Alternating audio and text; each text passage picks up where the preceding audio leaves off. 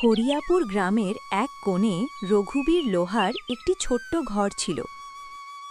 সেদিন ভোরবেলা রঘুবীর লোহার তার যন্ত্রপাতি নিয়ে কাজে বেরোচ্ছিল। আর কতদিন এভাবে চলবে রঘু? প্রতিদিন সকালে কিছু আশা নিয়ে যাও আর সন্ধ্যায় হতাশ হয়ে ফিরে আসো। তুমি কি দেখতে পাচ্ছ না যে পুরো গ্রামের সবচেয়ে খারাপ অবস্থা আমাদেরই? কি করব রাধা, তুই বল। আমার ভাগ্যটাই ভাঙা। আমি আর কি করতে পারি? যখনই পরিস্থিতি একটু ভালো হতে শুরু করে তখনই কিছু না কিছু এমন ঘটে যে আবার সব নষ্ট হয়ে যায়। এই দেখ, প্রথমবার যেমন তেমন করে কিছু টাকা জমিয়েছিলাম, তুই অসুস্থ হয়ে পড়লি, সব খরচ হয়ে গেল। তারপর রতনের পায়ে সেই গভীর চোট লাগল, তার পুরো চিকিৎসা করাতে আবার সব শেষ হয়ে গেল। ঠিক তখনই 10 বছরের রতন দৌড়ে এলো। তার নিষ্পাপ চোখে ছিল ক্ষুধা, কিন্তু মনে কিছু বলার সাহসও। পিতাজি, আমার অনেক দিন ধরে ভালো খাবার খেতে ইচ্ছে করছে।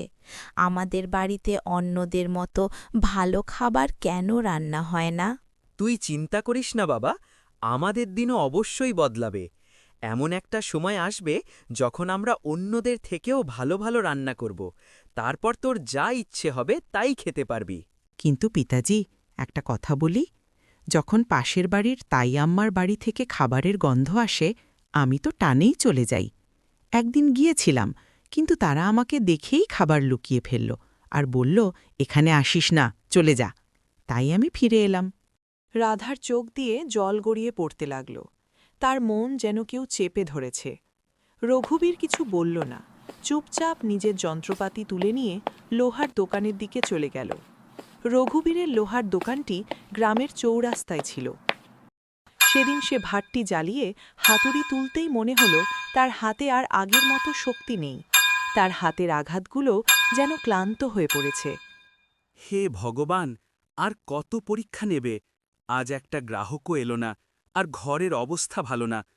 রতনের নিষ্পাপ কথাগুলো সব কিছু ভেঙে দেয়। ঠিক তখন গ্রামের মুখিয়া দোকানে এসে পৌঁছাল। তার মুখে ছিল এক ধরনের আনুষ্ঠানিক হাসি। কি রঘুবীর, আজ তোমার হাতে আগের মতো জোর দেখা যাচ্ছে না। কি ব্যাপার, মনটা ভারী লাগছে কেন? হ্যাঁ মুখিয়াজি, আপনি তো সবই জানেন, তবুও জিজ্ঞেস করছেন। আমার পরিবার খুব বড় আর্থিক কষ্টে আছে। আমি অনেক পরিশ্রম করি, কিন্তু ভাগ্য নেই। মুখিয়া চুপ করে রইল। ঠিক তখন পাশ থেকে বালি এসে গেল, গ্রামের সেই লোক যে অন্যের দুঃখেও আনন্দ পায়। মুখিয়াজি, আমি তো বলি এই রঘুবীরকে গ্রাম থেকে বের করে দেওয়া উচিত। এর অশুভ ছায়া ধীরে ধীরে পুরো গ্রামে ছড়িয়ে পড়ছে। শোনা যায় কিছু মানুষ এমন হয় যাদের উপর মৃত্যুর ছায়া থাকে, যারা পুরো গ্রামকে ধ্বংস করে দিতে পারে। মুখিয়া প্রথমে অবাক হল, তারপর হেসে উঠল। বালিও হেসে উঠল। আরে বালি, তুইও না, চল একে ছেড়ে দে, চল এখান থেকে। দুজনেই রঘুবীরের অবস্থার উপর হাসতে হাসতে চলে গেল। রঘুবীর সেখানেই বসে রইল। তার চোখ আকাশের দিকে উঠল। হে ভগবান, আমি কি আমার নিজের ভাগ্য নিজেই লিখেছিলাম? আমি কি কখনো কারো খারাপ করেছি? না চুরি করেছি, না প্রতারণা, আমি কিছুই খারাপ করিনি। তাহলে আমার ওপর এই দুঃখ কেন এলো? কেন? আজও আমি খালি হাতে বাড়ি ফিরব। রাধা আশা করে বসে থাকবে। আমার তো বাড়ি যেতে মনই করছে না। আমি কি করব? আমার ছেলে ক্ষুধার্ত থাকবে।